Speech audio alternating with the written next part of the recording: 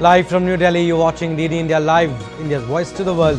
I'm Abhishek Mahajan. Coming up in the next 30 minutes. Calm prevails in border areas of Gujarat, Rajasthan, Punjab and along the LoC. No drone activity is spotted for many hours. Security forces remain on high alert. Prime Minister Narendra Modi holds high-level meeting at his residence following agreement to stop firing and military actions between India and Pakistan to review the situation. India's External Affairs Minister says country consistently maintained firm and uncompromising stance against terrorism and will continue to do so. Russian President proposes holding direct talks with Ukraine in Istanbul on Thursday. Says Ukraine talks should aim to eliminate root causes of the conflict.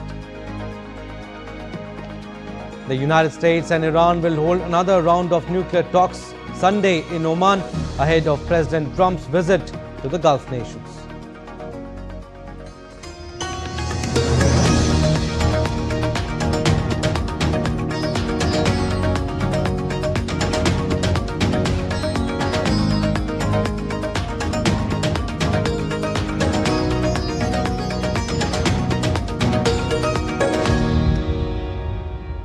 After the big announcement, Prime Minister Narendra Modi chaired a high-level meeting at his residence. External Affairs Minister Dr. S. Jaishankar, Defence Minister Rajnath Singh, National Security Advisor Ajit Doval, 3 service chiefs and Foreign Secretary Vikram Misri attended the meeting along with other top officials. Meanwhile, earlier, according to government sources, India has asserted that any future act of terror will be considered as an act of war against it and New Delhi will respond accordingly. Following the announcement, External Affairs Minister Dr. S. Jaishankar wrote on X, and I quote him here: India and Pakistan have worked out an understanding on stoppage of firing and military action. India has consistently maintained a firm and uncompromising stance against terrorism in all its forms and manifestations. It will continue to do so. And the Home Secretary Govind Mohan held a video conference with the Chief Secretaries of all states bordering Pakistan to ensure all civil defence preparations are completed. The Chief Secretaries of Jammu and Kashmir, Punjab, Rajasthan and Gujarat attended the meeting. This video conferencing was conducted by the Home Secretary in view of the current situation.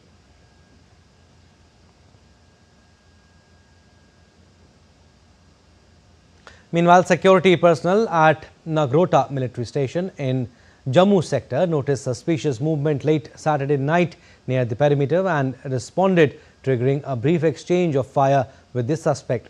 The sentry sustained a minor injury during the incident. Security forces have launched a massive search operation in the area to track down the intruder. The situation remains under control as the search continues. Further details are awaited.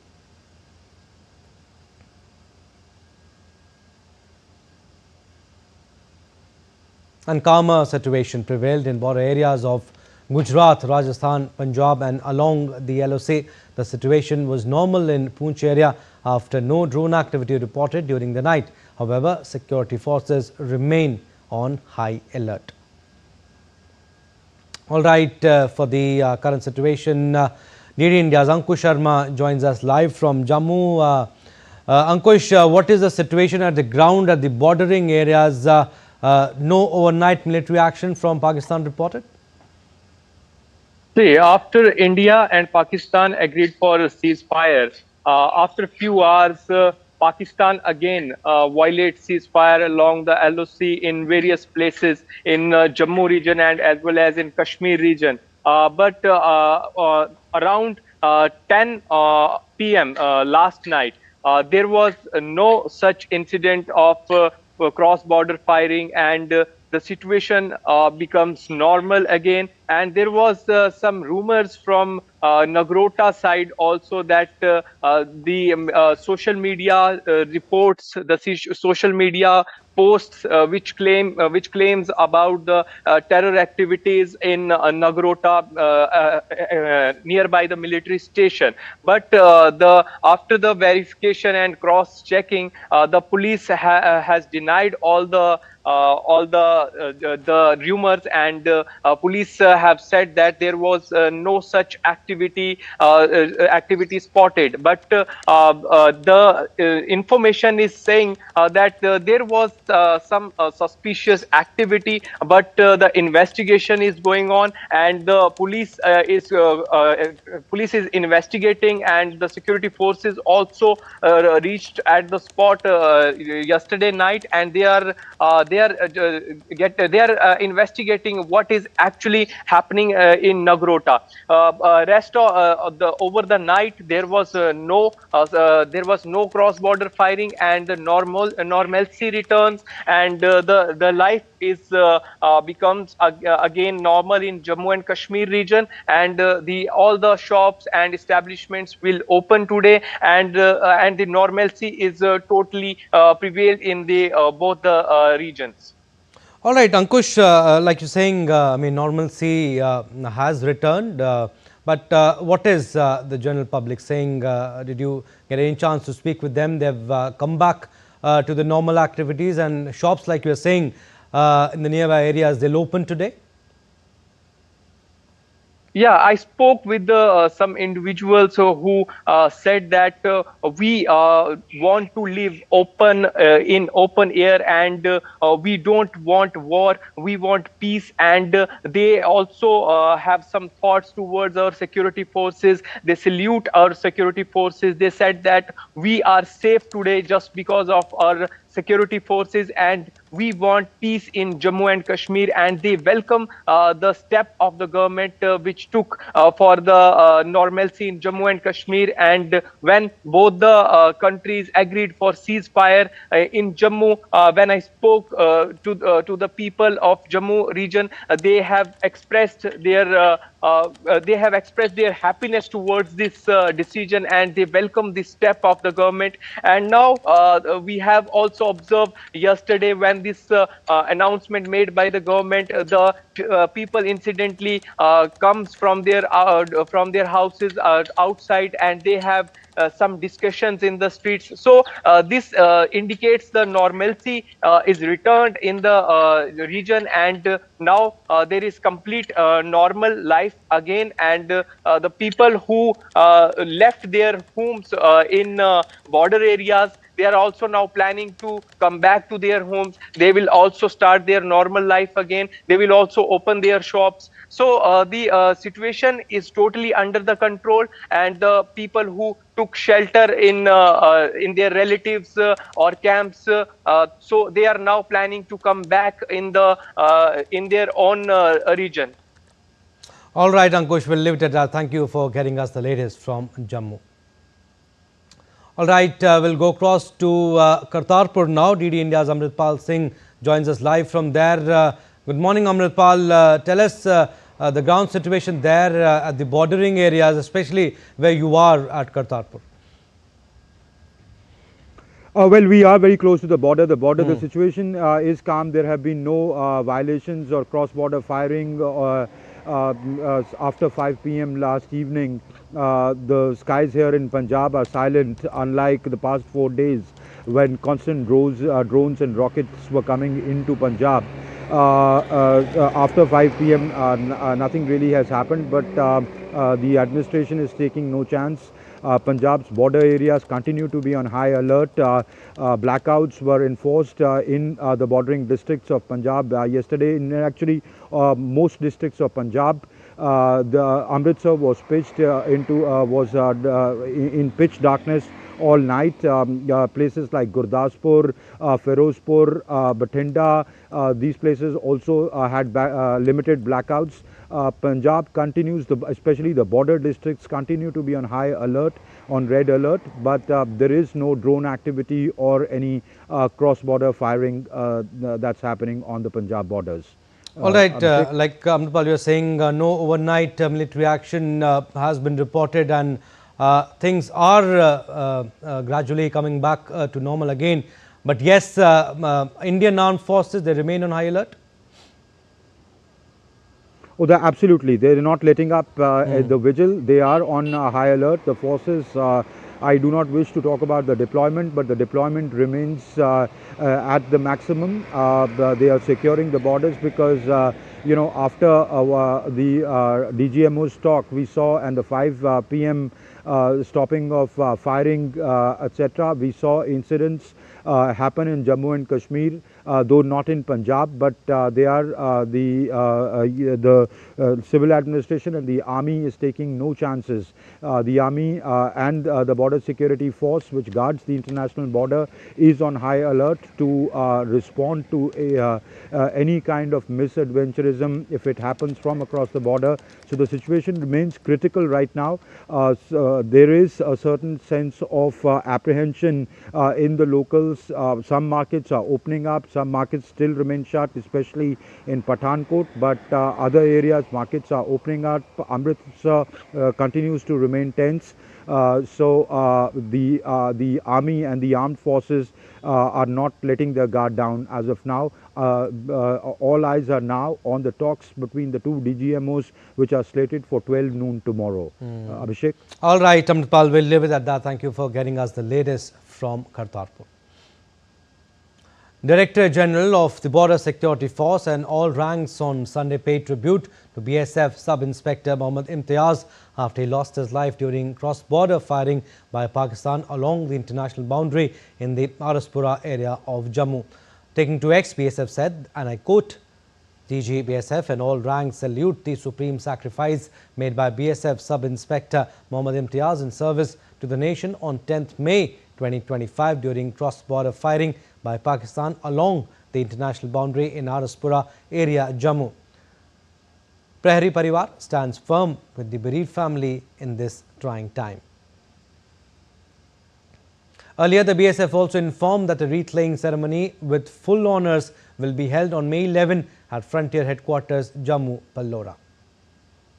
All right, we are slipping into a very short break. On the other side, more stories. Keep watching DD India Live.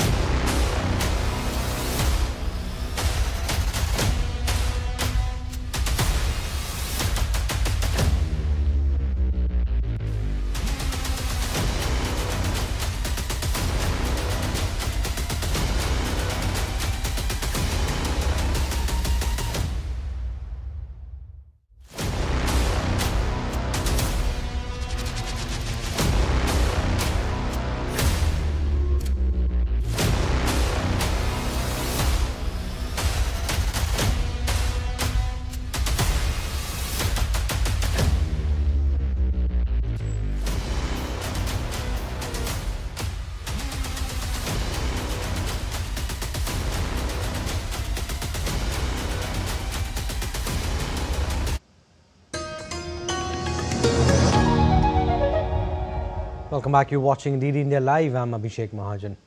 Russian President Vladimir Putin on Sunday proposed holding direct talks with Ukraine in Istanbul on May 15.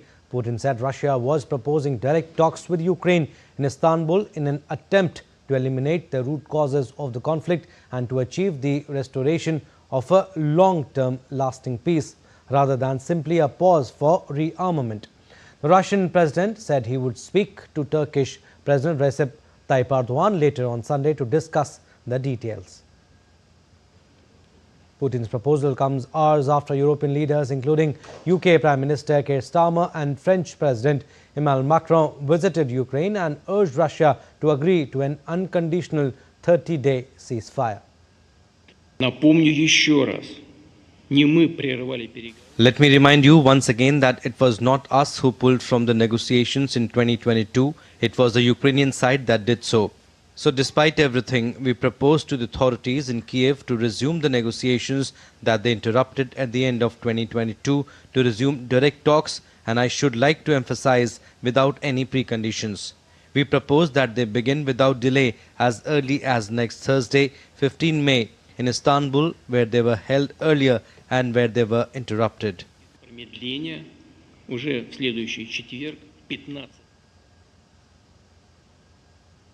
And during his statement, Putin also accused Ukraine of having repeatedly failed to respond to 3 ceasefire proposals from Moscow, a 30-day halt in attacks on energy infrastructure, the Easter truce, and a ceasefire ordered last month by Putin to coincide with World War II commemorative events. Ukraine has previously said Russian attacks continued throughout these periods. Russia has made similar claims about Ukraine. Britain's Prime Minister Keir Starmer on Saturday reaffirmed his commitment to a 30-day ceasefire in Ukraine following a meeting of European allies in Kiev. Following a high-level summit with European leaders in Kiev aimed at exploring new pathways towards peace and stability in the conflict-torn region. Speaking alongside Ukrainian President Volodymyr Zelensky, Starmer emphasized the urgent need to de-escalate hostilities, protect civilian lives and create a diplomatic window to address the humanitarian crisis unfolding in Ukraine.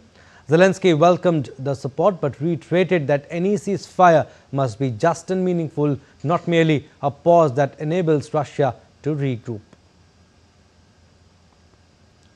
US President Donald Trump hailed talks with China in Switzerland on Saturday, saying the two sides had negotiated a total reset in a friendly but constructive manner.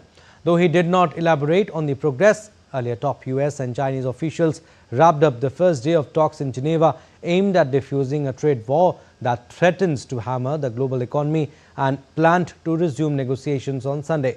Neither side made any statements afterwards about the substance of the discussions nor signaled any specific progress towards reducing crushing tariffs as meetings at the residence of Switzerland's ambassador to the UN. Now, Iran will hold the 4th round of indirect nuclear talks with the United States on Sunday in Oman. The 4th round of negotiations, initially scheduled for May 3rd in Rome, was postponed due to logistical reasons. US President Donald Trump has threatened to bomb Iran if no agreement is reached with his administration to resolve the long-standing dispute. He withdrew the US from a 2015 nuclear deal between Iran and world powers. Now, Western countries say Iran's nuclear program, which Tehran accelerated after the US walkout from the now moribund 2015 accord, is geared towards producing weapons, whereas Iran insists it is purely for civilian purposes. And Trump's special envoy Steve Witkoff plans to attend the talks in Oman. Witkoff, in an interview, said the Iranians had stated that they do not want a nuclear weapon and the United States will take them at their word on this point. Meanwhile, Iranian Foreign Minister Abbas Araghchi said on Saturday that if the United States' goal is to deprive Iran of its nuclear rights, Tehran will never back down over those rights. Araghchi was speaking in Doha as the planned visit to Qatar and Saudi Arabia on Saturday was in line with continuous consultations with neighboring countries to address their concerns and mutual interests about the nuclear issue. Iran has repeatedly said its right to enrich uranium is non-negotiable and has ruled out a zero enrichment demand by some US officials. Now, Iran's Ayatollah in Tehran on Saturday urged Muslim nations not to forget about the plight of Palestinians in Gaza, which is facing possible famine after Israel imposed a month-long blockade on aid. Blaming the United States and Britain for the worsening the crisis in Gaza, where Israel vowed to expand its military campaign against Hamas and broke a truce in March, Khamenei urged the whole world to stand against Israel. The US is backing a mechanism for getting aid into Gaza, which would be handled by private companies, whilst US President Donald Trump is planning to visit the Middle East next week. Now, South Korea's conservatives made another about-face on Saturday and reinstated their nominee Kim Moon-soo. Divided People Power Party earlier dropped him and then reinstated as they struggled for unity to challenge the Liberal frontrunner in the snap June 3rd presidential vote. The decision, which was made after polling party members got confused over whether to replace him with former Prime Minister Han Duck-soo. Now, PPP has promised to seek unity and build a big tent coalition to take on Liberal Democratic Party's candidate Lee Jae-myung when campaigning officially begins on Monday.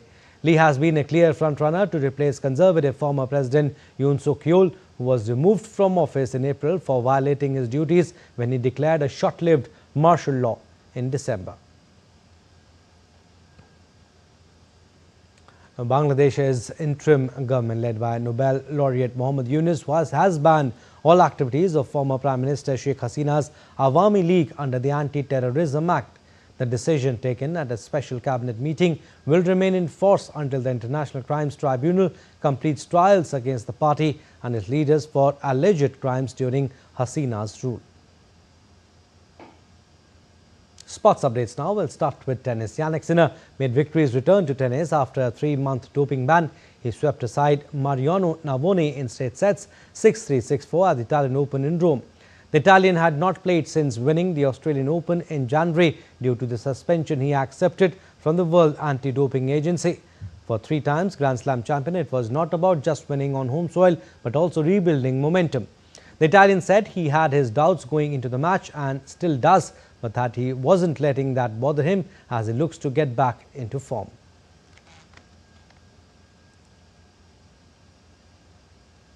It has been amazing to go again on court after such a long time, having a great support also in the last days. From the first day when I came here, it has been amazing. So yeah, I was waiting for this moment quite long time. It doesn't matter as much as all the rest matters. So I'm very happy about today. Obviously happy to play at least one more match here, and then we see how it goes. And defending champion Iga Swiatek crashed out of the Italian Open after 6-1, 7-5 loss to American Danielle Collins in the 3rd round. 5 times Grand Slam champion Swiatek went 5-0 down in the opening set before getting on the board to avoid a bagel. Collins showed no mercy, sealing victory in 1 hour and 44 minutes. The loss could cost Swiatek the world number 2 ranking as a French Open title defense looms. The Polish tennis player has lost 9 matches this year, while she has not reached a clay court final ahead of a bid to retain the French Open title later this month. And in football, Chelsea completed an unbeaten season in the Women's Super League with a 1-0 win over Liverpool, and Arsenal held on for a 4-3 victory over Manchester United to finish 2nd in the standings. Chelsea, who sealed their 6th consecutive WSL title last month, were unable to break down Liverpool's defence until the 91st minute when Aggie Beaver-Jones scored the winner. 8-time champions Chelsea finished with 19 wins and 3 draws to earn 60 points, which was the highest total in a WSL season. They also became the first team to go unbeaten in a 22 match. Meanwhile, Arsenal ended the season with 48 points, 4 ahead of 3rd placed United. Alright, that's all we have in this edition of DD India Live. But do let us know your thoughts on the news of the day. For those on the go, you can get all the latest news and updates from India and across the world on DD India mobile app. The app is available on both Android and iOS. Scan the QR code on the screen to download now. And we'll be back with more news as it breaks here on DD India. I'm Abhishek Mahajan. From all of us here in Delhi, thanks for watching DD India Live.